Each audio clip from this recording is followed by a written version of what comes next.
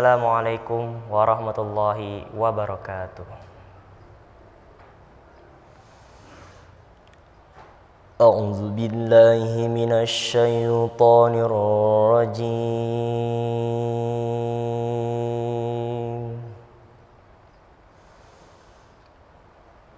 Bismillahirrahmanirrahim.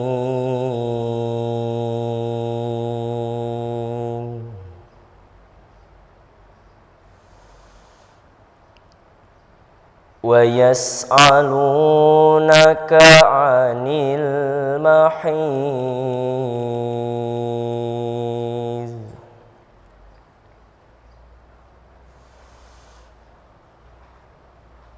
Qul huwa adzan fa'tazilun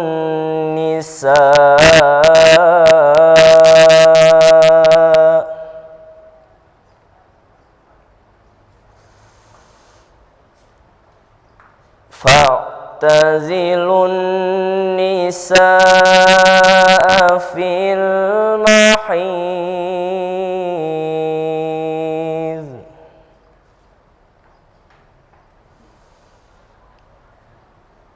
wala taqrabuhunna hatta yathun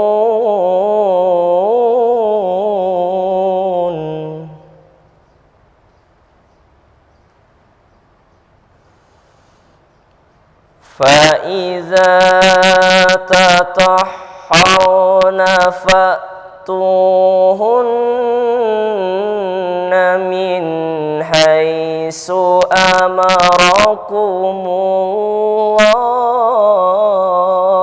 الله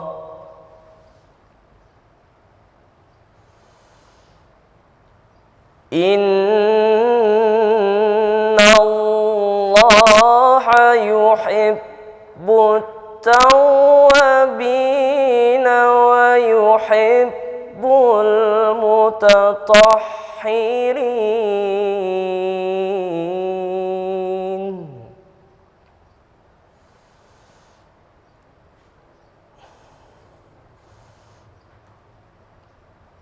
Bismillahirrahmanirrahim.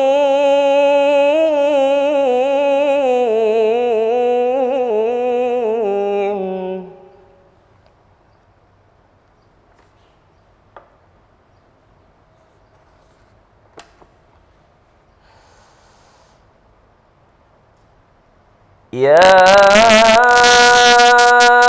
ayyuhalladzina amanu tubu ilallahi taubatan nasuha.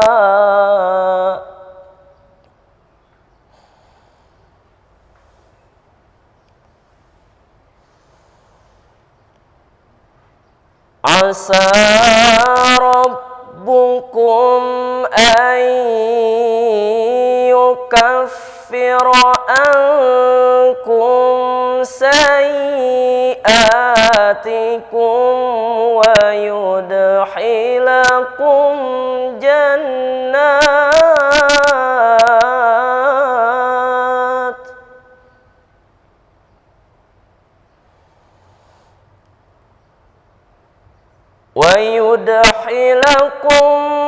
jannat tajri min tahtihal anhar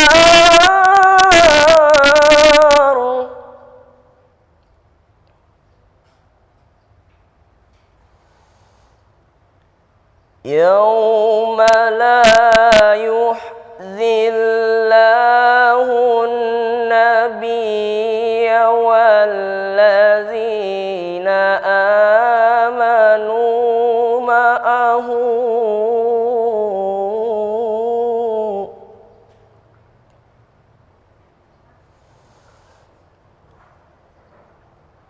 nuruhum sayyi'atihim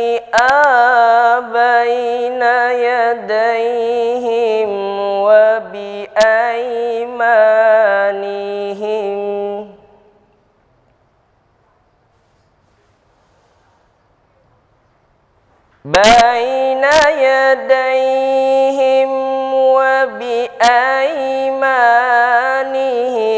يقولوا ربنا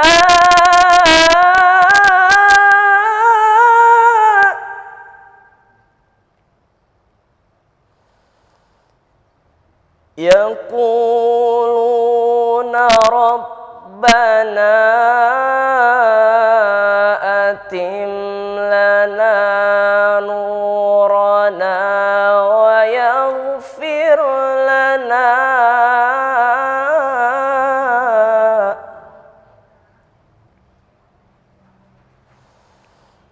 إنك على كل شيء قدير.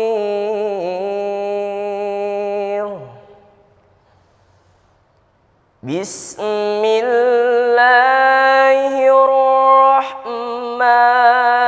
الرحيم.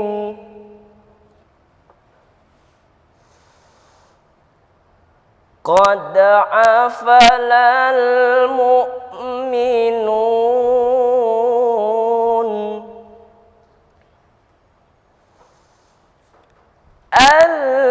الذين هم في صلاتهم خاشعون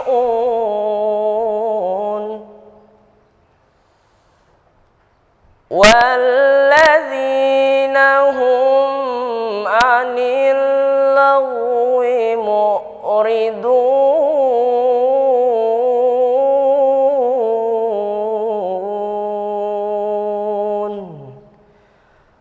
Sadaqallahul azim. Assalamualaikum warahmatullahi wabarakatuh.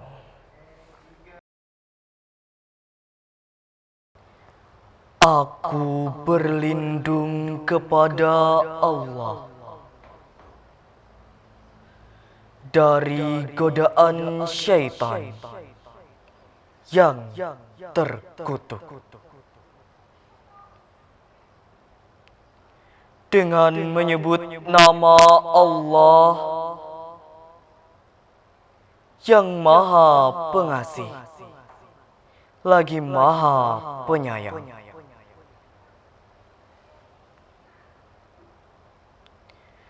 Dan mereka menanyakan kepadamu, Muhammad, tentang haid.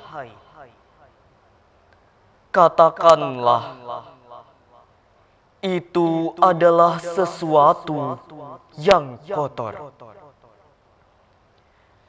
Karena itu, jauhilah istri pada waktu haid, dan jangan kamu dekati mereka sebelum mereka suci.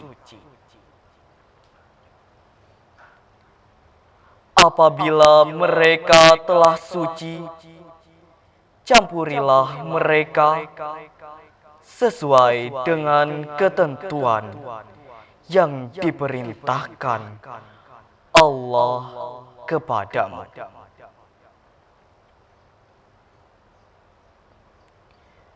Dengan menyebut nama Allah yang Maha Pengasih lagi Maha Penyayang.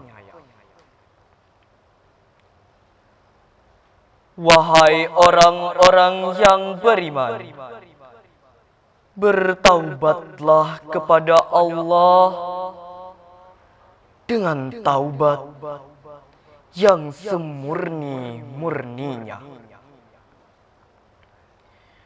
Mudah-mudahan Tuhanmu akan menghapus kesalahan-kesalahanmu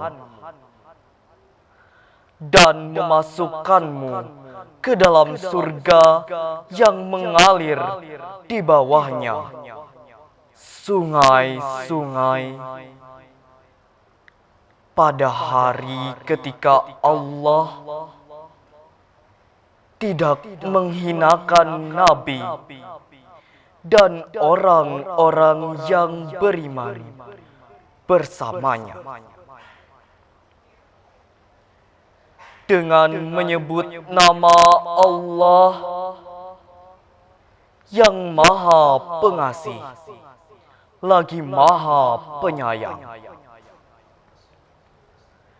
Sungguh beruntung orang-orang yang beriman, yaitu orang yang khusyuk dalam salatnya dan orang yang menjauhkan diri dari perbuatan dan perkataan yang tidak berguna.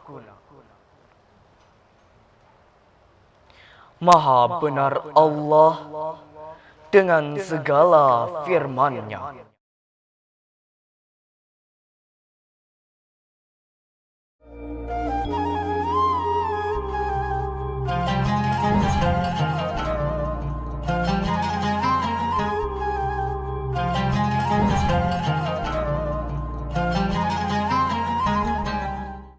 Assalamualaikum warahmatullahi wabarakatuh. Alhamdulillah, wassalatu wassalamu ala rasulillah, amma ba'da. Jumpa lagi kita bersama program Gemar Ramadan di hari ke-15 bulan Ramadan ini. Bersama saya Suyansa dan Saya Muhammad Raja Bidi Nazar. tema Gemar Ramadan hari ini adalah Sucikan Hati, Jangan Malu, Rehabilitasi. Sesuai tema hari ini, kita sudah kedatangan dari BNN Kabupaten Hulu Sungai Selatan, Mbak siapa namanya? Rizka Mahmuda. Iya. Apa kabar Mbak? Alhamdulillah sehat. Di acara ini kita akan ada beberapa pertanyaan nih, Mbak. Mungkin ada pertanyaan dari teman saya dulu. Baik, yang pertama nih, kita kan kebetulan hari ini kedatangan dari Badan Narkotika Nasional Kabupaten Hulu Sungai Selatan. Nah, dengan tema Sucikan Diri, Jangan Malu untuk Rehabilitasi Narkotika. Nah, sebelumnya kita mau tahu dulu nih, apa bedanya narkotika sama narkoba? Narkotika sama narkoba. Nah, itu dulu nih. Perbedaan Ya. narkotika sama narkoba ya. Jadi narkoba itu adalah kita bilangnya apa ya? Kalau singkatan bukan akronim bisa ya. Ya, jadi narkoba itu adalah narkotika, psikotropika dan bahan adiktif lainnya. Nah, jadi di dalam narkoba itu terdapat narkotika. Nah, tapi yang dimaksud dengan narkoba itu tidak hanya narkotika, bisa psikotropika atau bahkan bahan-bahan adiktif lainnya. Contoh bahan adiktif lainnya itu apa? Rokok, itu yang paling umum. Ya, apalagi lem. Ya, Lem, jadi ya. intinya bahan-bahan adiktif itu adalah bahan-bahan yang bisa membuat kecanduan atau ketergantungan, atau apapun ketergantungan. itu. Bahkan sekarang bensin juga masuk ya. Nah, gitu. Jadi itu beberapa contohnya. Oke, itu perbedaannya ya.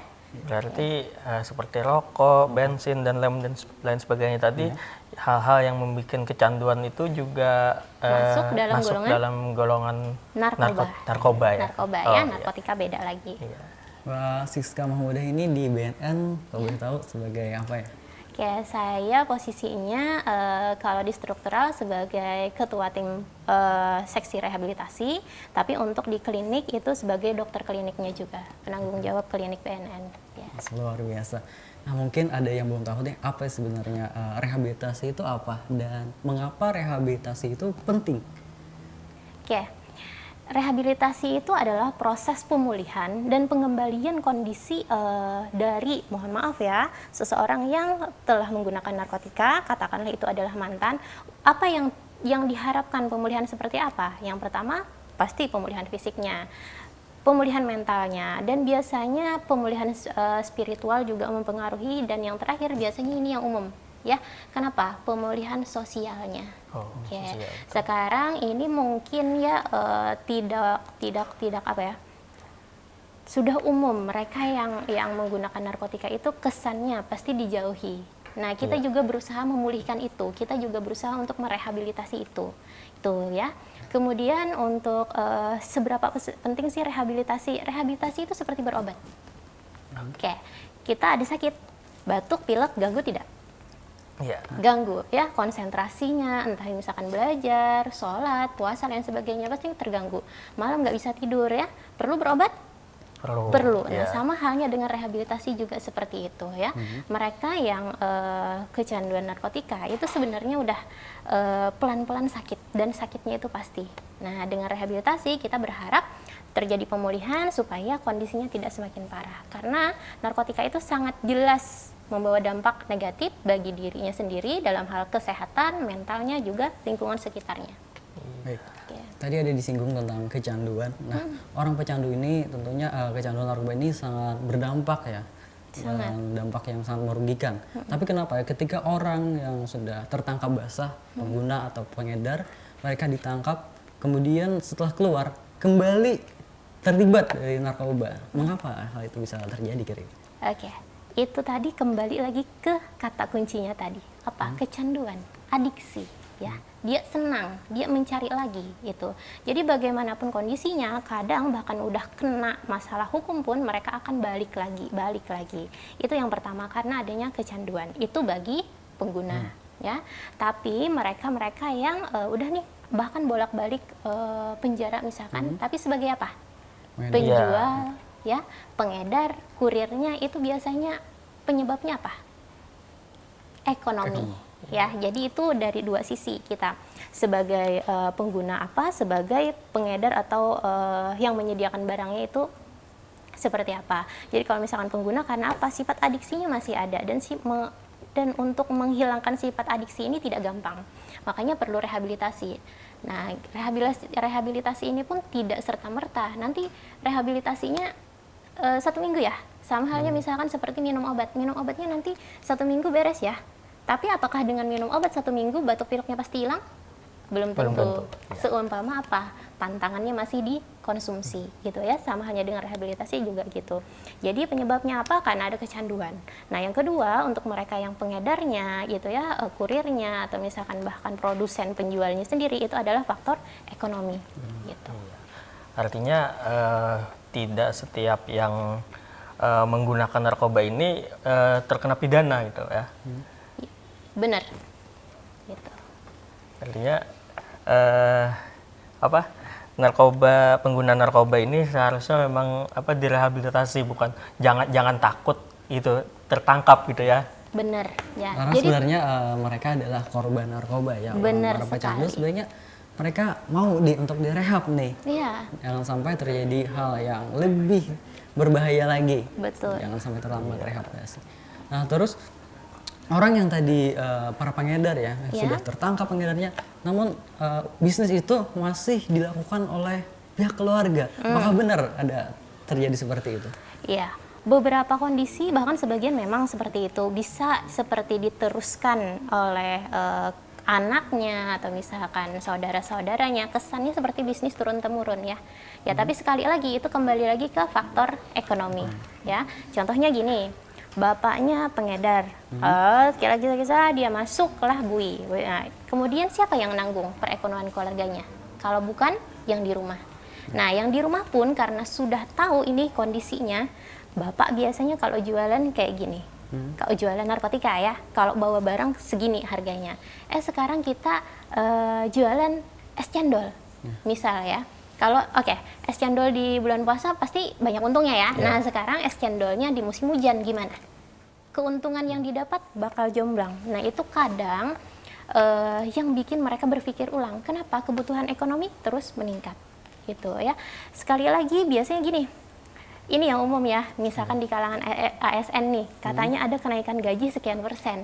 Nah, coba tanya, berapa lama antara pencanangan itu sampai realisasi kenaikan gaji? Lama biasanya ya, nggak serta-merta. Tapi coba lihat sembako.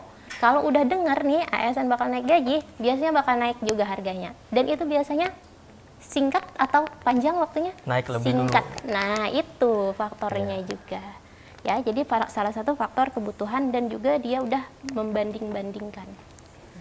Kalau dari BN kan bagaimana cara memutuskan bisnis tadi dalam lingkaran keluarga yang tadi? Gini ya, jadi ada yang namanya Undang-Undang Nomor 8 2010 kalau nggak saya ya tentang pemberantasan masalah tindakan pencucian uang. Nah, oke. Sekarang apa hubungannya tindakan pencucian uang dengan BNN? Jadi di sini BNN itu ngambil ranahnya apa? Nah, jadi mereka, para pengedar nih ya, pengedar yang menjual barang, itu kan pasti dapat uang. Ya, mereka dapat uang biasanya disimpan pada nomor rekening yang bukan milik mereka sendiri. Bengkak, kemudian kita udah curiga nih.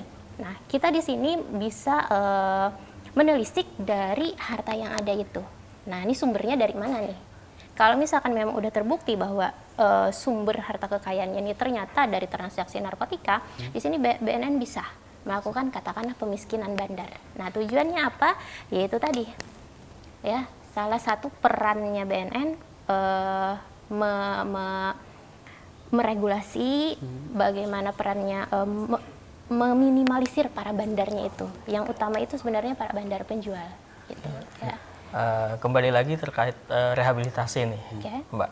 Kalau di Kabupaten Hulu Sungai Selatan sendiri itu sampai saat ini sejauh mana sih tingkat kesadaran para pengguna narkotika yang ada di Kabupaten Hulu Sungai Selatan ini untuk secara sadar dan sukarela untuk melakukan baik itu konsultasi ataupun rehabilitasi di BNN Kabupaten Hulu Sungai Selatan? Kalau untuk di BNN Hulu Sungai Selatan, alhamdulillah saya udah gabung menuju 2 tahun ya di klinik. Jadi dari sini entah itu kesadaran diri dia pribadi, keluarganya atau bahkan orang sekitarnya, kalau menurut saya itu sudah masuk sekitar 50%. Nah, 50% ini dilihat dari mana? Mereka yang datang sendiri. Ya, mereka yang datang sendiri nih tanpa ada embel-embel di belakang. Ya, sudah ada beberapa orang. Sudah ada beberapa. Tahun ini aja ini baru bulan Februari ya. Februari ini kalau nggak salah udah ada 2 orang yang datang sendiri. Ya, belum lagi kadang udah di backup sama keluarganya. Ya, dalam artian didorong-dorong, diajak keluarganya. Jadi itu juga peran keluarga ya Sangat, untuk merehabilitasi keluarganya yang menjadi korban narkoba. Tidak hanya keluarga, orang-orang sekitar, lingkungan pertemanan juga itu mempengaruhi. Atau juga ada kader-kader ya Boleh. dari BNN Ya, mau jadi kembali kader. lagi lingkungan sekitarnya ya. Iya, karena kalau orang yang terkena korban narkoba ya, apalagi karena masalah misalnya keluarganya yang broken home atau apa, dia larinya ke narkoba, dia tidak mungkin minta bawa keluarganya. Dia tidak mungkin terbuka kepada keluarga, karena keluarganya saja bermasalah gitu. Nah, justru mungkin ada kader-kader dari teman dekatnya yang membawanya rehabilitasi. Iya. Dan biasanya yang selalu saya tekankan bahwa mereka pengguna narkotika itu bukan orang gila. Dalam artian yang nggak punya akal. Mereka punya akal. Mereka bisa berpikir, bisa ngambil keputusan, tapi kadang mereka terbelenggu dalam kecanduan narkotika itu. Itu yang jadi masalah. Dan di sini peran kita rehabilitasi itu buat bantu. Ya.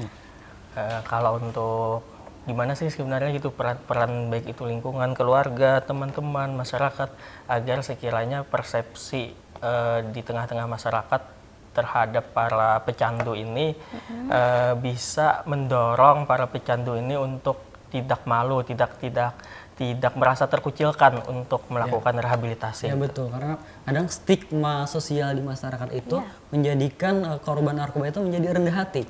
Dia bukannya ingin rehabilitasi, tapi dia sebenarnya ingin berubah nih, tapi dijauhi oleh teman-teman. Dia dikucilkan. Dia akhirnya tidak mempunyai teman yang baik, dan temannya hanyalah para pecandu juga. Dalam lingkaran itu akhirnya sulit untuk berubah. Nah, bagaimana cara meyakinkan masyarakat korban narkoba agar mereka mau direhabilitasi? Mungkin seperti itu ya. Kurang lebih seperti itu. Jadi gini. Sebenarnya dari BNN kita tidak hanya punya program rehabilitasi, kita juga ada program P4GN ya. Mungkin ini bukan bagian dari rehab ya, tapi ada seksi tersendiri di dalam BNN yang khusus untuk program-program penyuluhan. Penyuluhan ini pun dilakukan ada yang ke sekolah, lingkungan masyarakat, instansi. Ya tujuannya apa? Itu kita mau membangun relasi dalam artian kita jelasin bahwa mereka yang menggunakan narkotika itu tidak hanya bandar loh, tidak hanya penjual, bahkan yang lebih miris lagi adalah korbannya. Nah, harapan kita dengan adanya sosialisasi itu, mereka kenal dulu narkotika ini bisa nyerang siapa saja. narkotika di rumah ada anak, ada menantu, ada orang tua, mereka bisa nyerang siapa aja narkotika, mereka bisa nyerang semuanya, gitu ya. Yang kedua, mereka di rumah ada istri sebagai guru, ada anak sebagai pelajar, mereka narkoba ini akan nyerang profesi apa, dijelaskan dulu semuanya, ya, agar tidak ada perbedaan yang mencolok. Jangan misalkan mereka yang belum kerja, terus misalkan begadang langsung dijudge, padahal belum tentu, gitu ya, karena kembali lagi judgement ini sanksinya lebih berat kayaknya ya. Kenapa? Dikucilkan itu tadi. Sanksi sosial ya. Yap, betul. Dan sanksi biasanya memang kayak pengucilan. Kenapa bisa timbul rendah diri? Ya itu tadi. Mereka itu sadar sebenarnya ini tindakan melanggar hukum, ini perbuatan salah, ini merusak tubuh. Tapi mereka terbelenggu dalam kecanduannya itu. Nah, di sini juga kita ngasih pengertian sama teman-teman yang kita kasih sosialisasi bahwa mereka ini terbelenggu loh. Mereka ini mencari pencerahan, mencari teman. Yap, mencari teman, bisa diajak untuk sharing, ya. Kadang gini, nah sini seandainya aja nih kita ada masalah, sama adik kita ada masalah, terus yang kita harapkan dari seseorang itu kita bercerita, apakah langsung solusi? Kadang tidak, cukup didengarkan aja. Nah, jadi di sini juga kita memfokuskan perannya pada orang tua. Ketika misalkan ada anaknya, keluarganya yang terlihat nih rada berbeda, tolong dirangkul. Ada apa nih? Ya, hanya untuk sharing aja. Karena kalau misalkan masalah solusi itu nanti pelan-pelan akan datang. Itu ya. Terus kemudian perannya BNN lagi buat menjelaskan apa ya?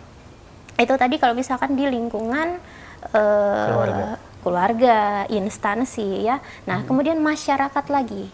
Nah, di sini biasanya kita selalu analogikan dengan sakit pilek itu tadi. Oke, saya sakit pilek, batuk, gitu ya. Nah, oke, sekarang nih udah temen ini merasa terganggu. Biasanya teman akan ngasih statement pertama apa? Berobat. Enggak, batuk, berobat ya. Terus nih respon, gak bisa jalan, gak ada motor. Kira-kira teman-teman bakal gimana? Bawang. Ya, gitu ya. Yuk nganter bentar, gitu ya. Nah, kita harapannya ngasih pengertian pada masyarakat juga seperti itu. Sama halnya seperti narkoba ya. Iya, narkoba juga gitu. Seharusnya seperti itu juga Narkoba penanganan juga respon dari teman-teman. Gitu ya. Makanya kita di sini untuk sosialisasi itu gencar kita lakukan. Gitu ya. Itu salah satu untuk usaha buat mereka yang pengguna narkotika ini bisa dirangkul oleh semua lingkungan. Ya, jangan jauh-jauh, lingkungan terdekat dulu, keluarga, teman, baru masyarakat. Gitu. Karena narkoba ini sangat berbahaya sekali ya. Bahaya. Ada beberapa teman saya, dia pengkonsumsi narkoba, tidak rehabilitasi, terus ketika ada masalah, dia menjadi pemikirannya pendek, kecemasannya tinggi, akhirnya nauzubillah dia mengakhiri hidupnya. Nah, sebenarnya apa faktor-faktor yang mendukung untuk keberhasilan rehabilitasi ini? Oke, faktor-faktor. Rehabilitasi itu bukan waktu yang sebentar. Tidak bisa berapa lama dok nanti rehabilitasinya? 1 bulan, 2 bulan, 3 bulan, tidak bisa.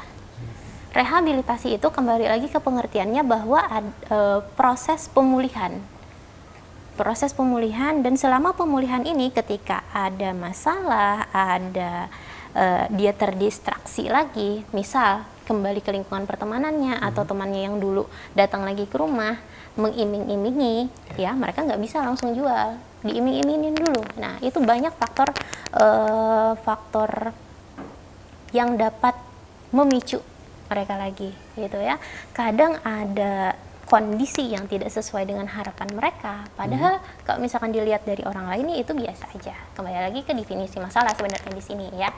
Nah, di sini beberapa faktor itu bisa memicu kembali lagi, atau kita bilangnya relapse, gitu ya. Jadi kalau misalkan ditanya berapa lama rehabilitasi, waktunya panjang. Ya, siapa yang melakukan rehabilitasi? Apakah hanya dokter BNN? Tidak. Ya, jadi dia balik ke rumah. Dibantu lagi oleh keluarganya, dibantu lagi oleh lingkungan pertemanannya, ya.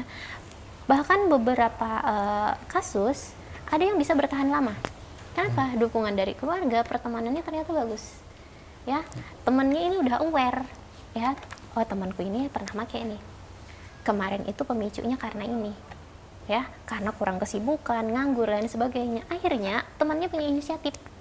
Dikasih kerjaan terus, sekalipun kerjaannya itu ya sekedar bantu-bantu, intinya ngasih dia kesibukan. Gitu. Ya. Jadi keluarga terus lingkungan juga sangat berpengaruh ya Pak. Betul. Dan juga sangat penting adalah dari diri sendiri juga. Nah, Dengan membentengi dari ketika misal kita sudah keluar dari rehabilitasi kemudian masih bergaul dengan orang-orang yang pecandu, bisa jadi dia kembali mengkonsumsinya. Tapi jadi intinya membentengi diri Memperkuat sendiri ibadah itu lah, ya. terutama di bulan Ramadan seperti ini. iya. Banyak-banyak doa ya. Doa dan membentengi diri sendiri itu sangat penting ya. Betul Oke. sekali. Ya, jadi apapun bagaimanapun lingkungannya kita tetap bisa bertahan gitu. Iya. Dulu waktu SMP ya masih kecil, saya pernah menghadiri Hari Anti Narkoba dulu di Pendopo di Kandangan. Hari Anti Narkoba SMP ya. Jadi dulu di tagline-nya itu narkoba no, prestasi yes. Dan setelah dari hari itu SMP dulu sampai sekarang alhamdulillah saya tidak pernah mengkonsumsi narkoba saya langsung ya. Tidak pernah. Dan terus berprestasi ya. Dan prestasinya belum. Oke, selanjutnya nih Mbak Rizka ya. Ya. Kalau sudah ada nih yang mau rehabilitasi, itu tahapan-tahapannya seperti apa saja nih? Oke. Untuk tahapan rehabilitasi sendiri, gini, rehabilitasi itu kan terbagi dua. Ada rehabilitasi inap, ada rehabilitasi jalan, gitu ya. Kalau misalkan rehabilitasi jalan, biasanya entah rehabilitasi jalan ataupun inap, biasanya pasti semuanya diawali dengan asesmen, ya, pengenalan. Ya, kita lihat dulu status kesehatannya seperti apa, status ketergantungannya seberat apa, obat-obat atau narkotika yang dia pakai itu jenisnya apa, efek yang udah ditimbulkan itu apa. Nah, baru dari sana kita telaah ini perilaku dia yang dipengaruhinya apa. Dari sana kita telaah baru nanti kita tentukan, gitu ya. Ini bisa rehab jalan atau rehab inap. Nah, dari rehab jalan atau rehab inap ini terbagi dua. Kalau misalkan rehab jalan itu alhamdulillahnya belum bisa ya. Kita selalu bilang alhamdulillah ya. Alhamdulillah ada BNN ya, di BNN kabupaten walaupun belum rawat inap ya. Nah, kalau rawat inap biasanya itu dilakukan oleh lembaga rehabilitasi atau misalkan ada lembaga yang memang ada pelayanan untuk itu. Ya, kalau misalkan di daerah kita itu yang paling besar ya balainya itu adalah Lido di Bogor, itu untuk rawat inap. Kemudian untuk daerah sekitarnya, kalau misalkan daerah Samarinda, ya itu ada Tanah Merah. Itu memang Viro punya BNN.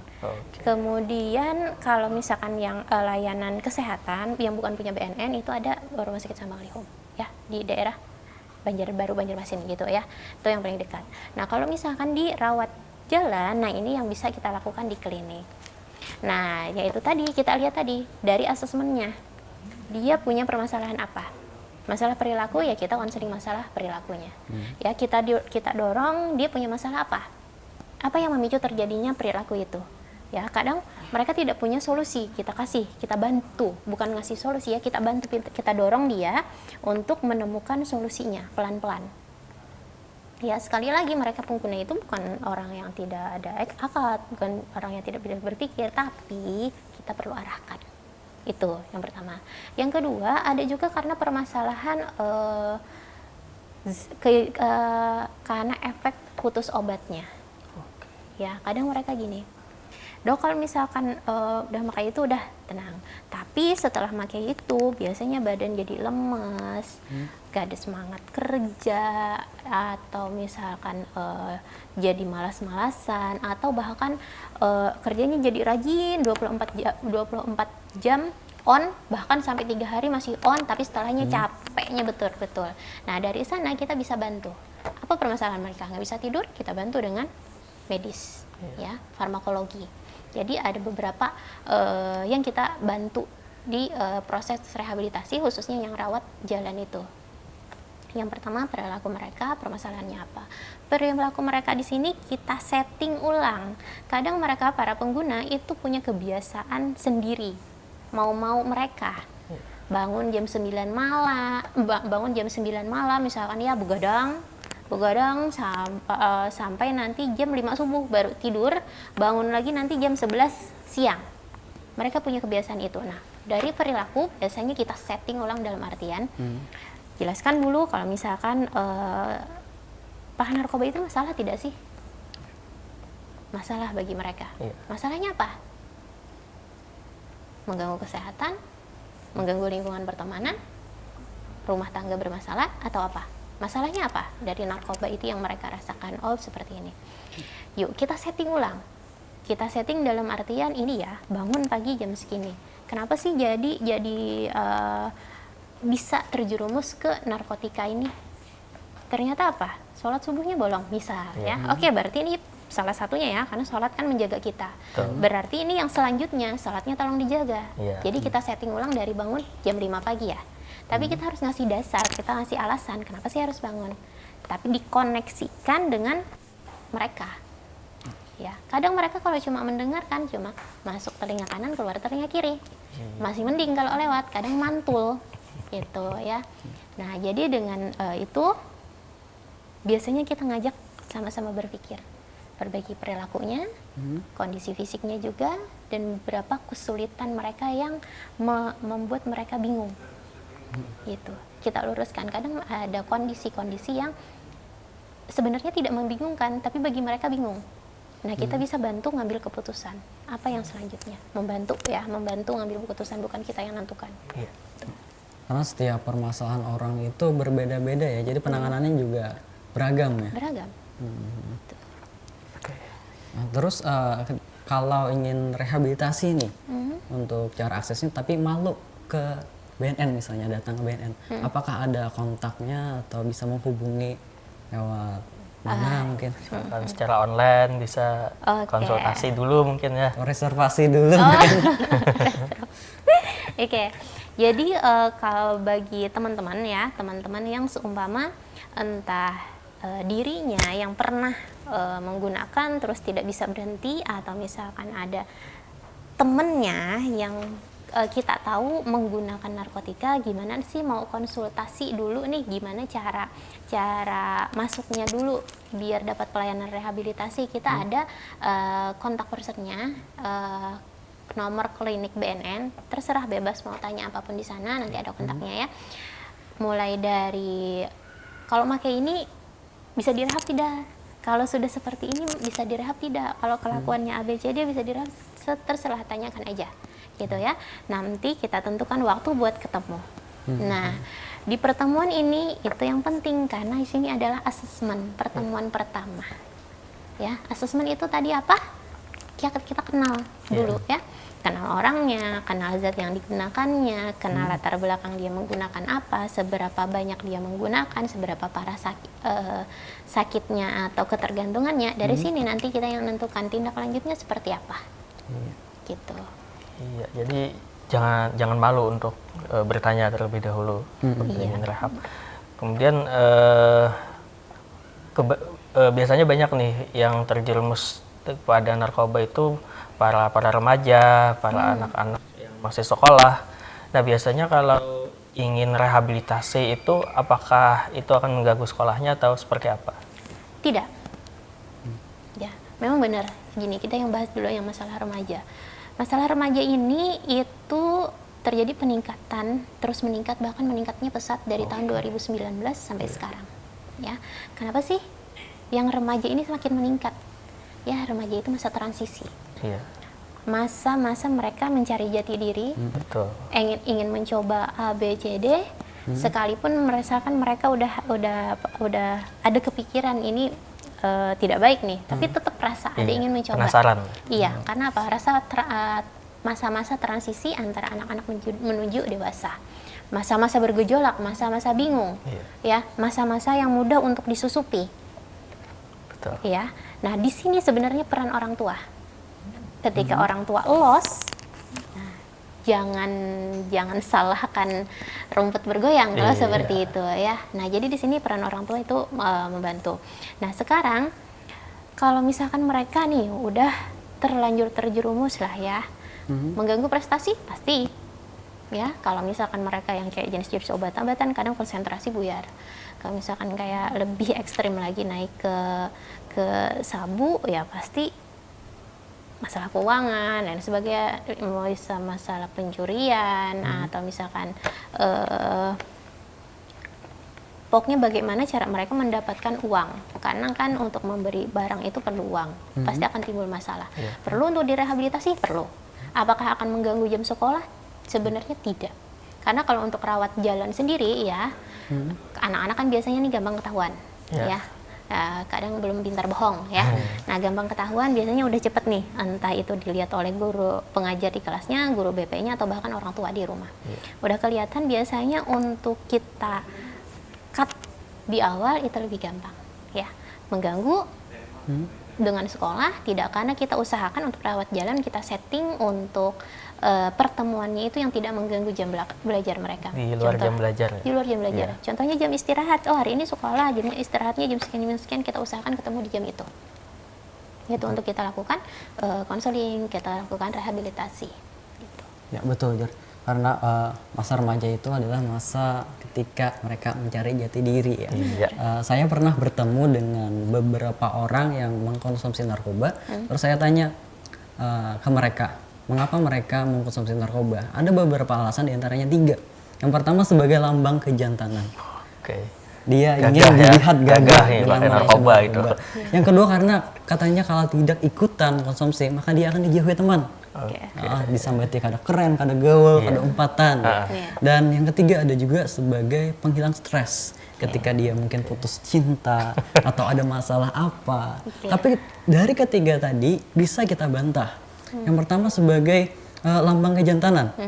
Sebenarnya yang goyang-goyang terus dari didorong dikit mungkin sudah jatuh. Mungkin gimana tuh, Mbak, cara mengatasi alasan-alasan seperti itu tuh? Oke. Nah, di sini yang pertama tadi apa? Lambang kejantanan. Gagah, keren mungkin ya. Dianggapnya gagah, dianggapnya keren. Tujuannya biasanya untuk apa? Memikat lawan jenis.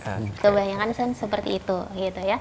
Nah, di sini kalau misalkan kita sebagai orang tua atau misalkan guru bisa ngasih edukasi dalam hal ngasih pengertian, anak seusia ini seperti kamu itu tuh kerennya kalau belajarnya ranking loh. Kerennya kalau bisa masuk Olimpiade nasional loh. Nah, tapi tidak hanya sekedar omongan, kita ada actionnya juga sebagai orang yang di belakang, dalam artian mendukung belajarnya. Ya, kadang gini, anak itu dan orang tua itu nggak tahu minat anaknya. Ya, minat anaknya olahraga, didorong terus ke seni atau misalkan ke pelajaran-pelajaran yang berhitung atau apa. Kira-kira kalau pendekatannya kurang bagus, dia bakal berontak atau tidak? Tidak menjiwai ya. Iya, yang pertama dia akan berontak. Nah, setelah berontak dia dia merasa kalau misalkan nih anak nih stratanya lebih rendah nih daripada orang tua. Ya, gimana caranya nih menonjolkan diri? Pakai konsumsi narkoba. Jadi intinya adalah pendekatan. Tuh, yang pertama. Yang kedua, dijauhi sama teman-teman, dianggap gak keren, gak gaul. Iya, nah dianggap keren gak gaul. Ini kembali lagi, sebenarnya kita setuju ya kalau misalkan ada sekolah-sekolah yang menerapkan kurikulum, misal kayak nggak boleh jajan di luar sekolah. Ada uang jajan sekian aja dari rumah. Ya, salah satunya itu biar kita lihat nih sama rata. Membatasi pergaulan. Membatasi pergaulan. Misalkan kalau makan siangnya nanti disediakan oleh sekolah, tujuannya apa? Kadang mereka ada yang bawa, misalnya nih contoh aja, ada yang bawa bekalnya nasi goreng sama telur, ada yang bawa bekalnya nasi bungkus. Nah, kira-kira lebih hits yang mana nih? Nasi goreng sama telur ya. Kalau dibandingkan, maksudnya dilihat dari bungkusnya aja nih, ya lebih hits mana gitu ya. Tapi kalau misalkan sama-sama, kira-kira tahu nggak yang hitsnya yang mana? Nggak ada yang gengsi-gengsian tuh. Nggak ada gengsi-gengsian kan? Nah gitu. Nah kadang mereka kenapa sih ada yang kasarnya ya baharat-haratan gitu ya? Karena ada mental seperti itu udah tertanam. Gitu. Tapi kalau mentalnya udah ya tertata rapi, dalam artian udah tidak ada kesenjangan, udah mengerti bahwa kita ini sama-sama aja, sama-sama sekolah nih, sama-sama di dalam sekolah, fokusnya sekolah, ya udah itu aja, gitu ya. Dan juga kalau kita dijauhi sama teman, masih banyak lagi teman-teman yang lain juga ya. Iya. Kita tinggal pilih aja mau komunitas apa, masih banyak teman-teman yang baik daripada lingkaran-lingkaran tadi ya, Mbak. Oke, betul. Terus yang ketiga tadi? Sebagai penghilang stres, Oke. atau mungkin putus cinta atau ada masalah apa gitu. Ya, nah benar. Itu yang kadang kita bingungkan ya. Oke, dulu kalau misalkan kita memang waktu remaja mungkin itu juga yang kita streskan. Tapi setelah kita dewasa, kok bisa ya dulu stres hanya karena itu ya? Iya kan? Nah, gitu. Relate banget ya. Nah, di sini kalau misalkan kembali lagi, karena ini kasusnya remaja ya, anak-anak perlu backingan orang tua. Peran orang tua di mana?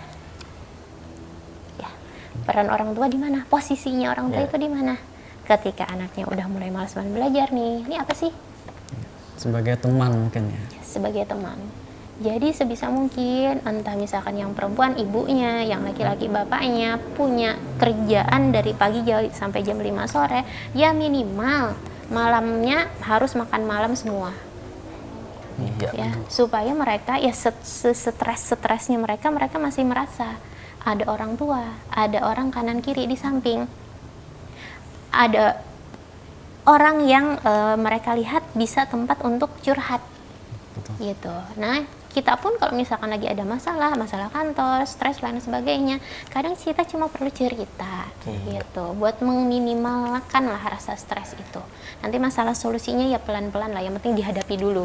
Itu aja. Gitu. Kalau nanti ada masalah, curhat saja sama orang tua atau mungkin teman dekat ya. Iya. Artinya begini ya, mungkin dari sekian banyak faktor-faktor yang mendorong seorang itu terjerumus pada narkoba, kemudian untuk pemulihan dan segala macamnya, peran orang tua, peran keluarga dan lingkungan itu menjadi suatu hal yang sangat penting. Sangat penting. Untuk mengatasi itu. Jangan sampai mereka yang topoksinya sebagai pendukung ini jadi si hakim. Iya. Nah, itu yang kita hindari. Menghakimi, jadi Iya. jangan menghakimi.